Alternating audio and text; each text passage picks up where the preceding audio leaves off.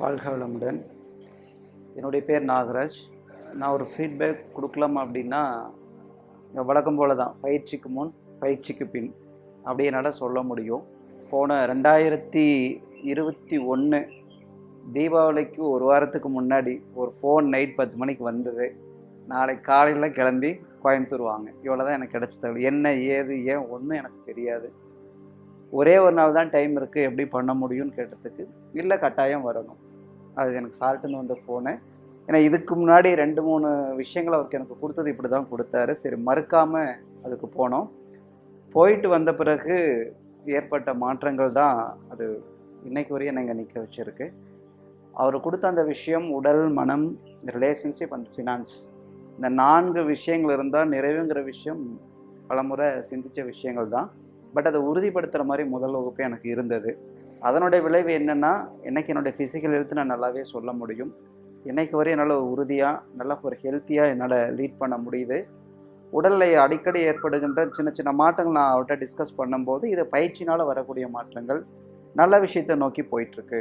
இதுதான் அவர் எனக்கு கொடுக்கக்கூடிய ஃபீட்பேக். அதை நானும் நல்லா ஃபீல் பண்ணுறேன். ஸோ இன்றைக்கி ஹெல்த்தியாக நான் இருக்கிறதுக்கு இந்த பயிற்சியும் ஒன் ஆஃப் த ரீசனுங்கிறத நான் உறுதிப்பட என்னால் சொல்ல முடியும். மனநிலை அப்படின்னு பார்த்தோம் அப்படின்னு சொன்னால், ஏற்கனவே ஒரு ஸ்பிரிச்சுவல் பேக்ரவுண்டு இருக்கும்போது அந்த விஷயங்களை நான் உறுதிப்படுத்தக்கூடிய பல்வேறு விஷயங்கள் எனக்கு இந்த பயிற்சியிலையும் கிடைக்குது. என்னால் அப்ளை பண்ணி பார்க்க முடியுது லைஃப்பில்.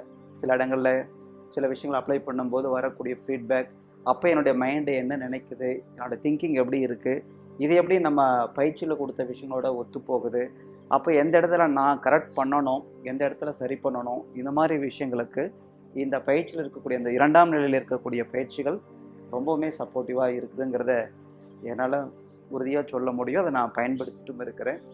எனக்கு இதில் மிகப்பெரிய ஒரு மாற்றம்னா, நான் ரிலேஷன்ஷிப்பில் ஏற்பட்ட ஒரு மாற்றத்தை என்னால் சொல்ல முடியும். பயிற்சிக்கு வரத்துக்கு முன்னாடியே என்னுடைய ஃபேமிலியில், எங்கள் சித்தப்பா ஃபேமிலிக்கும் எங்களுக்கும் பல ஆண்டுகளாக தொடர்பு இல்லாமல் இருந்தது. பட் பயிற்சிக்கு முன்னாடியே நம்ம மன்னிப்பில் வரக்கூடிய விஷயங்கள் அடிப்படையில் தான் நாங்கள் ஒன்றா சேர்ந்தோம். பொதுவாக கிராமத்தில் இப்படி ஒரு கான்செப்ட் உண்டு. 2 குடும்பங்கள் பல காலம் பேசாமல் கொஞ்சம் ஒதுங்கி இருந்தால் ஒரு சடங்கு வைப்பாங்க. முரண்பாடு கழித்தல்னு ஒரு சடங்கு வைப்பாங்க. அதை வச்சு தான் ஒன்றா இணைவாங்க. என்னுடைய பாட்டி இறந்தப்போ இந்த சடங்குக்கு பின்னாடி தான் நாங்கள் ஒன்றா இணைஞ்சோம். ஆனால் இந்த பயிற்சியில் அது மன்னிப்பாக வரும்போது எனக்கு அது எப்படி சொல்கிறதுன்னு எனக்கு புரியல. ஸோ தெரிஞ்சோ தெரியாமலோ நேச்சர் நம்மளை ஒரு வழி நடத்தி இருக்கு. அப்போது அது சடங்குக்கு செஞ்சோம். உண்மையாக சொன்னோம்னா, அன்னைக்கு நாங்கள் ரியலாக பண்ணது ஒரு சடங்குக்கு செஞ்சோம்.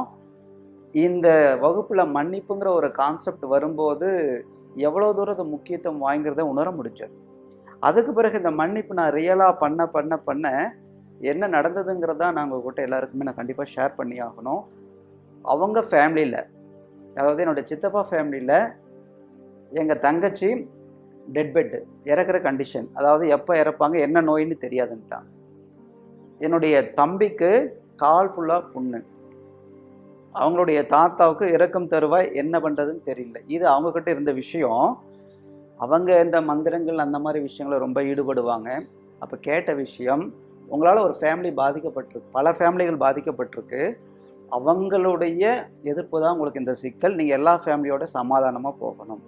ஸோ அதுக்காக முதல்ல எடுத்த ஸ்டெப் நாங்கள் தான் எடுத்தோம்னா ஒரு சூழ்நிலை. இதுக்கப்புறம் அவங்க எல்லாமே ரெக்கவர் ஆகிட்டாங்க. எல்லோரும் ரெக்கவர் ஆகிட்டாங்க.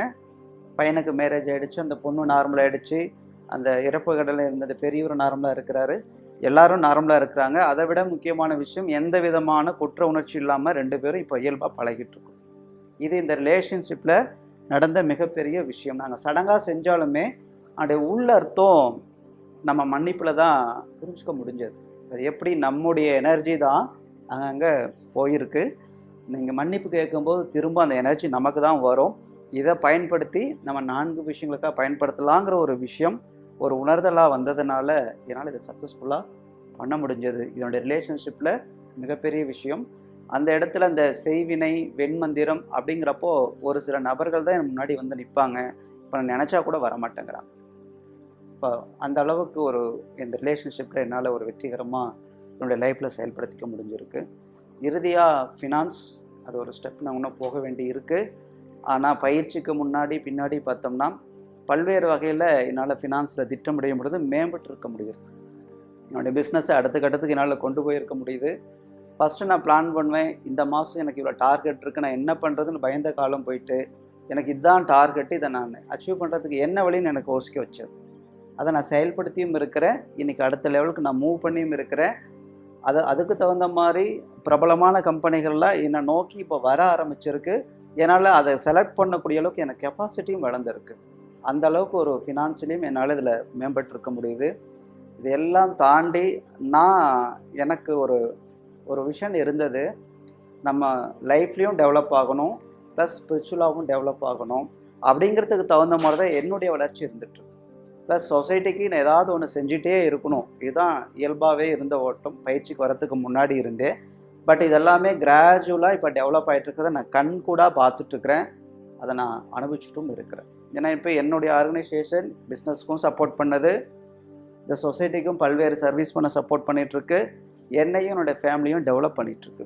ஸோ எல்லா வகையிலையும் நிறைவாக இருக்கிறதுக்கு எனக்கு நம்முடைய நற்கர்ம விருத்தியில் கொடுக்கக்கூடிய இந்த பயிற்சிகள், அதாவது உடல், மனம், ரிலேஷன்ஷிப் அண்ட் ஃபினான்ஸ், இதை பேஸ் பண்ணி இருக்கக்கூடிய இந்த பயிற்சிகள், ப்ளஸ் இதில் மேம்படும் போது படிப்படியாக நம்ம அந்த நேச்சரோட ஐக்கியமாகக்கூடிய அந்த விஷயமும் இதனுடைய பின்னாடி சேர்ந்து இருக்கிறதுனால இது எல்லா பயிற்சிகளும் சேர்ந்து பண்ணும்போது ஒரு நிறைவான வாழ்க்கையை வாழ முடியுங்கிறது என்னுடைய அனுபவம்.